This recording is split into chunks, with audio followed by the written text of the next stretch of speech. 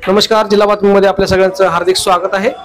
प्रदीर्घ काळाच्या संघर्षानंतर 22 जानेवारी 2023 रोजी अयोध्येमध्ये प्रभू श्रीराम यांच्या मूर्तीची प्रतिष्ठापना पार पडली।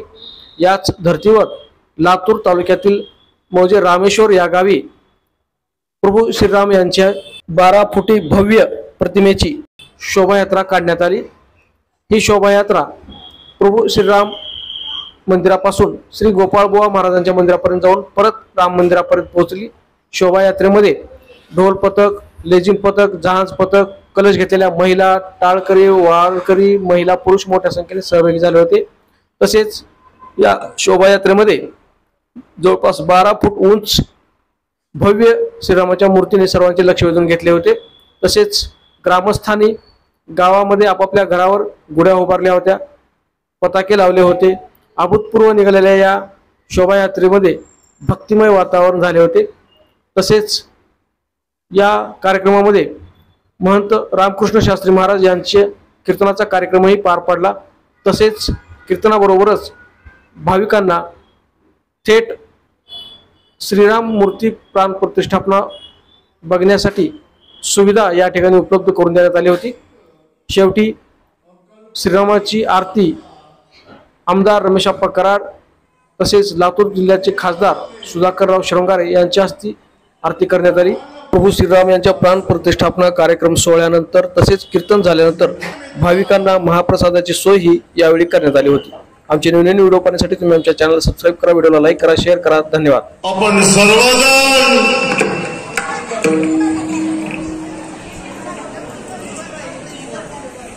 रामेश्वर नगरीमध्ये मोठ्या आनंदाने आपल्या जीवनात येईल स्वर्ण अक्षराने लिहावा असा हा क्षण, हा आनंद सोहळा संपूर्ण भारतभरामध्येच नव्हे विश्वभरामध्ये मोठ्या आनंदाने थाटामाटाने नगरीमध्ये संपन्न होतोय। आपल्या सर्वांचं की आज आपण जीवनामध्ये संस्कार मी 45 वर्षापासून या परिवाराला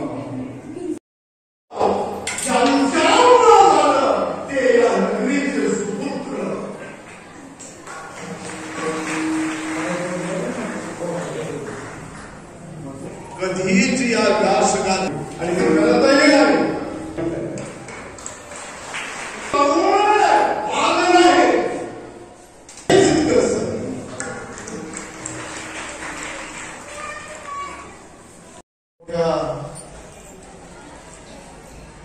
कठीण परिस्थितीमध्ये सुद्धा या परिवारानं त्या ठिकाणी भव्य आणि अतिशय सुंदर माँ सरस्वतीचं मंदिर बनवलंय। कधी बद्रीनाथला गेला तर जरूर मानागावची यात्रा करा। व्यासगुफा, गणेशगुफा, भीमपूर, पांडव स्वर्गारोहण आदरणीय कार्यसम्राट आमदार अप्पा क्षण आहे बायपास जे काम पूर्णत्वाला जावं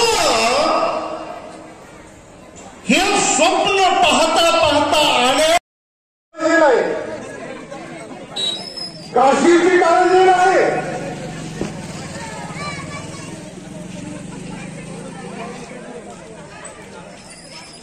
भगवान परमात्म्याकडं ज्ञानोबा यांच्याकडं हेही पुढचं भगवान श्रीकृष्णाच्या नाही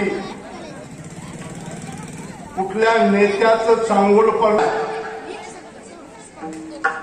आम्हाला हिंदू धर्मियांचा स्वाभिमान जागृत ठेवण्याकरता नुसतं जागृत नाही, तो स्वाभिमान सुरक्षित ठेवण्याकरता एकमेव नेतृत्व आज जर राष्ट्रामध्ये असेल तर ते आमच्या आदरणीय